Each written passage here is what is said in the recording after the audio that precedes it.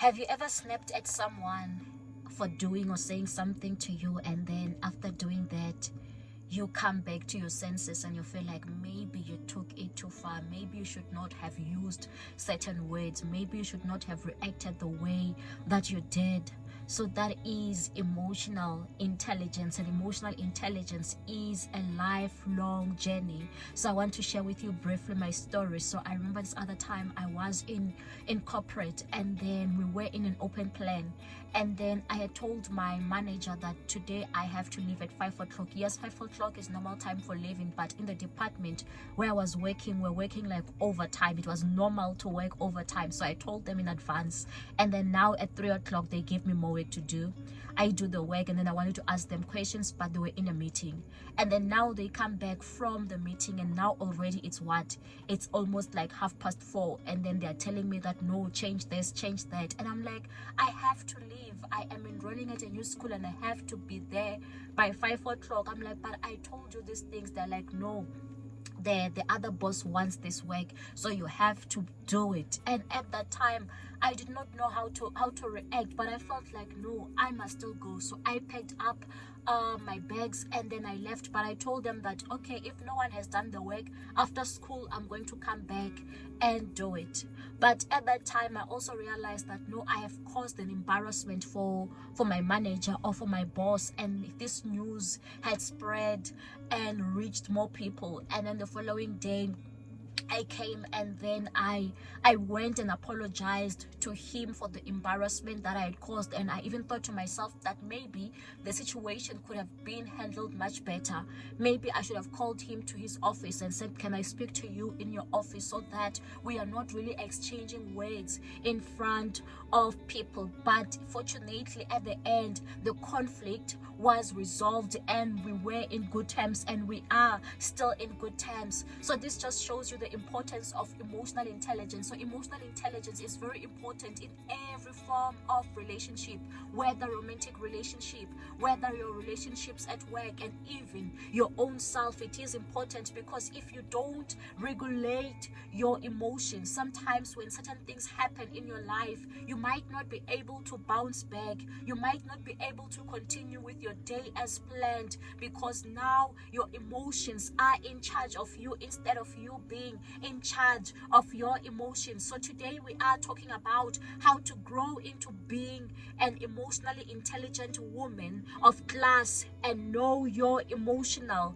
intelligence. So it's very, very important to know, because knowing more about emotional intelligence, it has so much benefits. That is why you find that other people have built strong relationships, strong connections. What did they use? They used emotional intelligence. That's why sometimes you wonder, how do other people do it? How do they manage to be close? How do they manage to build certain connections? It's because they know, they've mastered the art of emotion. So they know that to reach a certain level, to make them trust you, to make them want to see you more, you need to do certain things. So other people as well, the reason why now they are succeeding in their own personal lives and maybe also in their professional lives, they are succeeding, it's also because they know how to master their emotional intelligence. Because it's also very important. Some people have lost good jobs. Why? Because they did not have emotional intelligence. They failed at emotional intelligence. They ended up exchanging certain words with their bosses, or they ended up taking offense when they could have handled the situation better. And another benefit is that it helps you navigate life's challenges. So whatever comes your way, if you are emotionally intelligent, you'll be able to overcome it, because you've developed the skills on how to be emotionally intelligent. So you might be wondering, what is the definition of emotional intelligence? So this is the definition. It's the ability to understand, use, and manage your own emotions in positive ways, to relieve stress, communicate effectively, empathize with others, overcome challenges, and diffuse conflict. So that is the definition of emotional intelligence. One thing that's guaranteed in life is that challenges are always going to come. We don't have control over what other people are going to do to us or are going to say to us. People are still going to be provoking us. People are still going to be offending us. We have to be around people. Sometimes it might even be your own family members who are offending you, and then now, but it is important to use your emotional intelligence. Maybe for instance, you might find that you attend a certain party and then someone sees you being a bit fat, and then they ask you, how far along are you? And at that time you are not even pregnant, and it might just end up offending you. Or someone says something that is negative, or say something about your family, or speak certain things about you. Those things are going to end up offending you. Or they ask you questions like, when are you getting married? Or sometimes they are saying certain things about your failures and stuff. Those things can offend you. But if you do have the emotional intelligence, it will help you not to dwell on it. It will help you to manage it in a positive way. That is why also when you check in the Bible, there was a certain woman by the name of Hannah.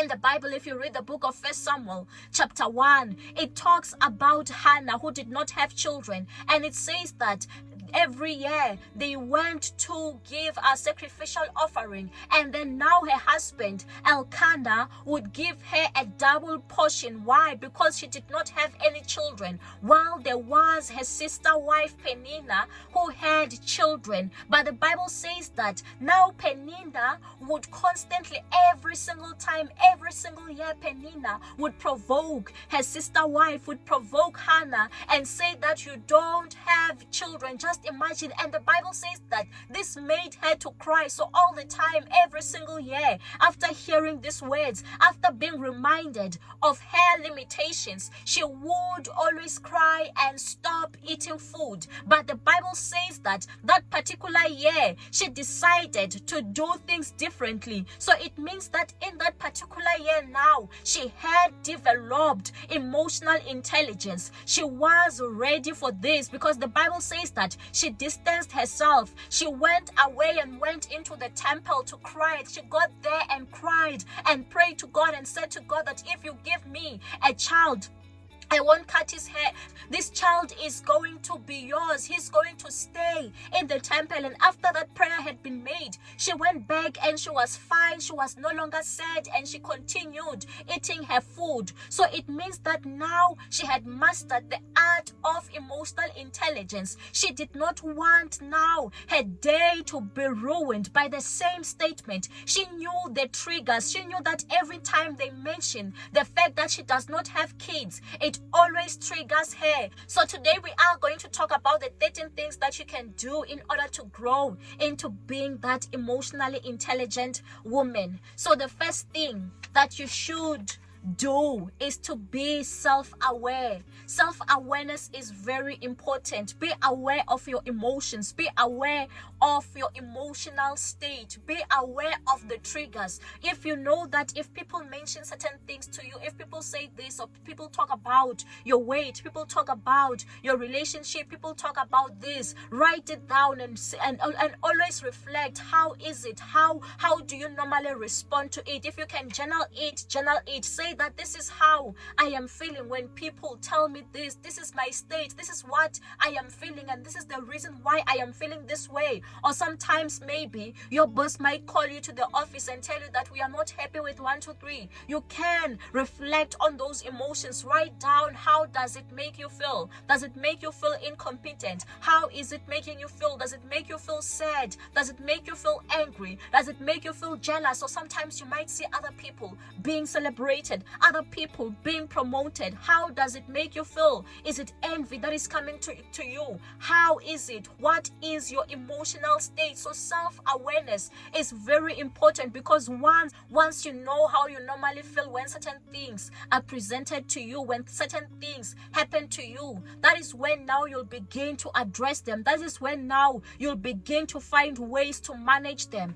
Number 2, it is important to self-regulate. Self self-regulation is also very important, that now you know if someone provokes you, know how you can calm yourself down, know what is it that you need to be doing. I remember the other day, like my husband, I think he said certain words to me, like he was expecting me to move very fast, and I was also very busy with other things. I did not hear him, and then he said certain words which I did not like I did not like those words. But at that particular time I was like, no, I am not going to be getting angry, but I don't like the words that he has said to me. And then now when everything else was calm, we're lovey-dovey, that is when I raised things to him that I don't like these words that you have said. Please don't use these words in the future. So you can see that I exercised emotional intelligence, while if I went and responded to him right at that particular time,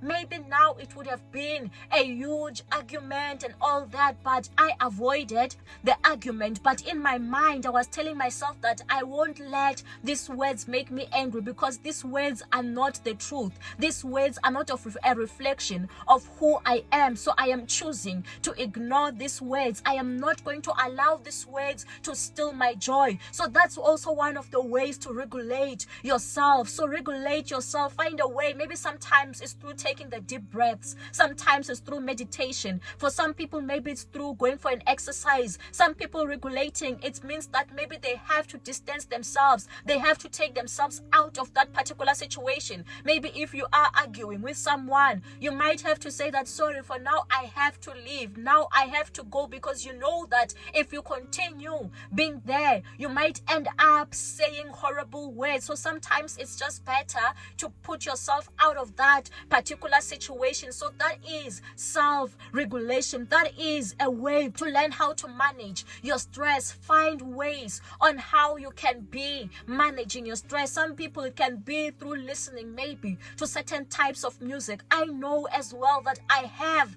certain pick-me-up music. I do listen to certain type of music when I'm feeling down, and I would feel it that now this kind of music is like picking me up. I mean, I'm in a better state than going to listening to a depressing song, and it just weighs down on you again. So just find what works for you. And it's also very important to avoid reacting impulsively. So don't make decisions when you are angry. Don't do hectic things when you are angry, because now when you are angry, you will make poor decisions. You might say things to people, you might kick people out of your house, you might say that you don't care about this job, they can keep their job, you leave. Like, so it's important that you give yourself a chance to cool off before acting in an impulsive manner, because you are going to do things that you might later regret. So it also reminds me of a certain guy who used to work for my husband, and then now he had done something wrong. This guy, he had done certain reports very wrong, and the customers were complaining.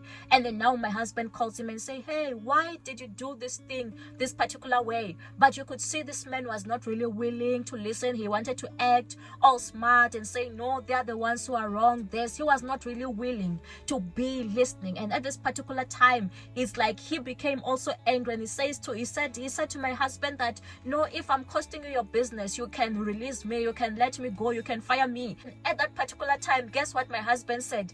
Pack up your bags and go. You can go. You wanted to go. Just imagine how things turned out. Why? Because the two of them were not exercising emotional intelligence at that particular time. And now this boy wanted here the job back, but it was already too late. Why? Because he messed up, because he did not do things in a smart manner. Number 3, it is important to set boundaries. Have boundaries, because the boundaries, they help us protect ourselves. They help you to protect your emotional state, your emotional wellness. There's nothing wrong with setting boundaries. It doesn't mean that maybe you hate certain certain people, but sometimes you just need to set them in order to protect yourself. Let people know that certain kind of things, you don't like them. Sometimes you'll have to refuse. Sometimes it means that you can't be a people pleaser. Why? Because you are setting boundaries for yourself to protect your emotional state. That is why it's important sometimes to voice it out, that this is what is happening.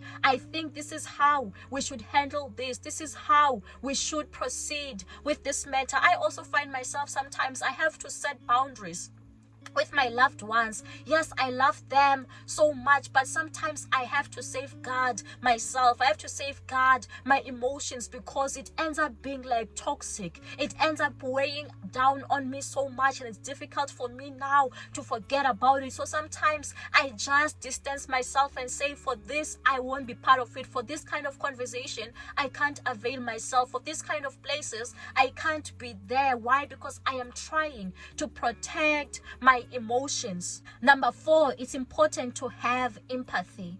Empathy means that you get to see things from other people's perspective. You get to be in other people's shoes. Practice empathy, meaning that if someone is telling you something, or someone is telling you something that happened which is bad to them or whatever, exercise empathy. Try to imagine how they might be feeling and respond accordingly. Listen to them, give them an active ear, and then respond accordingly, and avoid judgment. Yes, sometimes you can see that, no, this person brought it upon themselves, and you might want to say, how could you have been so stupid? No, at this particular time you just need to exercise empathy, because I also know with me, some people now, it's difficult for me now to tell them certain things about me, to tell them maybe issues. Why? Because the last time they were too judgmental. The last time they did not provide me with empathy. I was expecting empathy from them, but what did I get? I got judgment instead. So now it's difficult now to trust certain people with your burden. Number 5, it is important to have social skills. Develop the social skills, because in this world we are going to have to deal with people. We can't avoid working with people or being around people. So now you have to work on your communication skills. It's something that can be improved upon, something that can be worked upon. You can learn how to communicate effectively. So it's important to work on the social skills. And also it's important to work on conflict resolution. When you are with people, obviously one of these days you are going to step on each other's toes, and then there is going to be some form of conflict. But as people, conflict will always be there. Even in any normal relationship, conflict is always there. But if you know how to resolve conflict, if you build the right conflict resolution skills, all the relationships will still be saved at the end of the day. The relationship might even come out stronger after the conflict, rather than them being destroyed now as a result of the conflict. And sometimes you have to understand that it's not everything that you have to win. Sometimes you just have to let it go. And also it's important to practice assertiveness and not aggressiveness. Sometimes when we encounter conflict, the first thing we resort to is being aggressive, but you can still resolve a conflict without being aggressive. So that's also a good skill to master when it comes to being emotionally intelligent. And this also means that we have to be respecting other people's feelings, other people's beliefs, other people's values. So that's what social skills are. You are respecting everyone and communicating with everyone effectively and resolving conflict as it arises. Number 6, it is important to recognize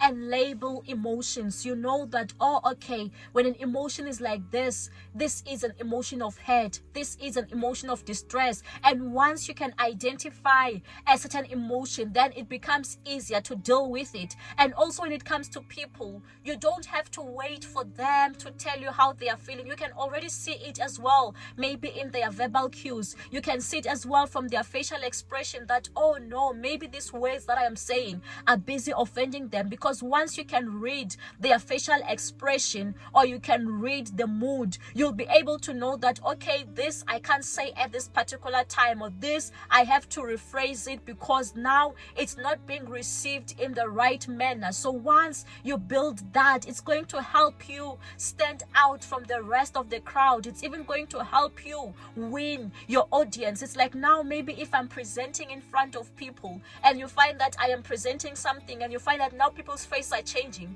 if I can already see that people's facial expressions are changing or people's body language is changing, it can be easy for me now to change back fast to something now that's going to make them interested in me. And sometimes some people are not good at voicing out their concerns about you or the things that you said which was wrong. I remember with me, like with my husband, there was a time where he said to me, like months later, that no, you remember you said these particular words to me and I was offended by them. And at that particular time, and I had forgotten about it. Yes, I remember the words when he told me, but at that particular time, because he did not respond to me and say to me that this offends me, I did not think that he's taking offense, and I even added more and more words, meaning that I was not even looking maybe at the facial expression. I was not even looking maybe at his body language, because had I observed and seen, I would have seen that no, this conversation, it means that I shouldn't talk about it. I must quickly change or quickly apologize and never bring it up again. So that is the importance now of labeling emotions when it comes to you, and also when it comes to the other people that you are interacting with. Sometimes, obviously, now certain things, our communication, it happens through text. You also want to label those emotions as well through the text. Now, if you realize that, oh, okay, maybe the person is not responding to you, or you realize that, oh, maybe now the response is just an okay, it's quite short, it might mean that maybe you've offended that particular person and you quickly need to act. You quickly need to use your emotional intelligence to make sure that they are fine with you again. Number 7, it is important to seek feedback from people. Seek feedback from your friends, your loved ones. Ask them, how are you doing? What do they think of you? What do they think of how you are now behaving? Ask for feedback from them. They will tell you that no, maybe you still get too angry, maybe you still let your emotions control you, maybe you can work on these areas. So ask people for feedback about how maybe you are handling certain situations or certain conflicts or challenges. And be open to constructive criticism. Use it as an opportunity for growth, because sometimes now when we receive honest feedback from people, now you find that it offends us and we take it as if these people are blaming us or these people are onto us. But just receive that constructive feedback and begin to work on it. Number 8, it's important to develop resilience and forgiveness. Yes, some people will wrong you, but it's important to forgive and also to build resilience. Building resilience means that you have to bounce back. You can't let the emotions get to you. You have to bounce back even much stronger and much better than before, and use it as an opportunity to be learning from your mistakes, instead of telling yourself that no, it means that I can't do this anymore, it means that I can't be with this person anymore, I can't be with this group anymore because maybe I've embarrassed myself or I've done 1, 2, 3. But you can learn from your mistake and forgive. Forgiveness means you forgive yourself as well. If you've done something wrong, you've done a mistake, or you reacted out of proportion, it means forgiving yourself as well. And also, if other people have done you wrong or said wrong things to you, it means that you also forgive them and move on from it and use it as a learning curve or as a learning opportunity. Get the lessons from it, jot down what you got from it, so that in future it can't be repeated. Number 9, be open to learning. As people, we don't know everything. So this means that you can be reading books on emotional intelligence. You can be watching our videos, watching podcasts. Just be willing to learn. Learn as well from other people that you aspire, other people that you see, oh, these ones have a great emotional intelligence. Learn from those people as well. And then number 10, seek guidance. Sometimes you might have to meet with a counselor, with a therapist, and then they'll be able to guide you and help you navigate your emotions. Number 11, surround yourself with the right crowd, with the positive crowd. So it's important to surround yourself with people who are going to be influencing your life positively, not with people who are already negative, or people who don't have this emotional intelligence, of people who are always aggressive and on fighting mode, people who always believe that it's an eye for an eye, or you have to fight someone back, you can't let someone be. Like those people without emotional intelligence, those should not be your crowd. Surround yourself with the people who aspire to be what you still aspire to be in life. Number 12, be patient with yourself. So emotional intelligence, having emotional intelligence is a lifelong journey. Yes, you are going to make mistakes along the way. You are learning, and also the situations that are being presented to you, it's different situations every day, and it's different people every day. It's a different environment. But now you can be patient with yourself even when you do make the mistakes, and don't be too hard on yourself. Number 13, the bonus point, you can ask the Holy Spirit, you can ask God to help you through this emotional journey. Let Him give you the discerning heart, so that you can say that which is right, so that you can also find healing, so that you can also know the way forward to guide you, so that you can do that which is right. So those are the 13 points that can help you grow into being an emotionally intelligent woman. And if you like this video, don't forget to like, to subscribe, to share the video, and also to watch more of my other videos. See you next time.